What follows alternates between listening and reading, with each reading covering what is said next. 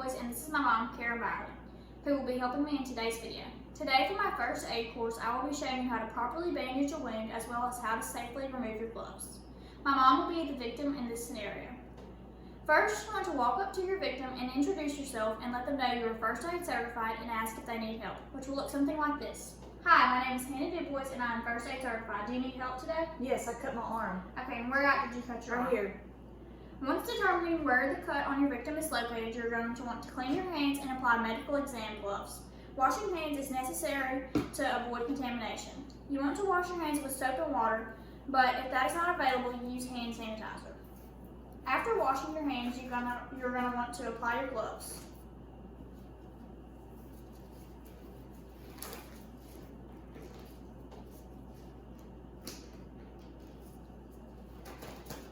Okay. Once you have gloves on, you can now examine the cut. So looking at her cut, it is a clean, straight cut with no arteries showing, so we can go ahead and bandage her up. First, we are going to clean the cut with an alcohol swab to prevent contamination and to make sure it's clean. After cleaning, we are going to control the bleeding with a sterile dressing. In this case, I'm going to be using a gauze to control the bleeding. I'm going to want to apply firm, continuous, direct pressure using my fingers on the gauze pad until the bleeding is controlled. Once the bleeding looks like it's controlled, I'm going to bandage the victim using the spiral method of bandaging the forearm with a roller bandage. So you're going to want to first begin at the smaller part of the forearm and work your way up to the larger part in order to make the bandage more secure. So you're going to want to go up and then back around. And you're gonna continue to wrap this until the gauze of the wound is completely covered, so it doesn't go anywhere.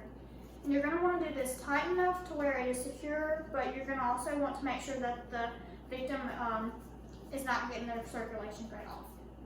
Once you finish wrapping, you're gonna want to tuck the excess in to make sure that it is in place and not going anywhere.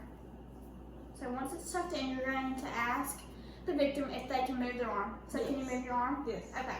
Once the victim is bandaged up, they are good to go unless the bleeding continues.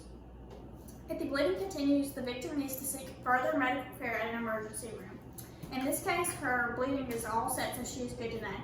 Now that we're done caring for our victim, we're going to properly take off our gloves to prevent the spread of pathogens. First, you're going to pinch the first glove at the wrist and pull down, touching only the outside of the glove. And then you're going to ball up that glove in your gloved hand. Next, you're going to want to stick your finger in the inside of the gloved hand, touching only the inside, and inside out the glove and ball it up. And you're going to then want to throw away the gloves in the proper receptacle. Now that your gloves are all taken care of and your victim is all bandaged up, everyone is good to go. Thank you.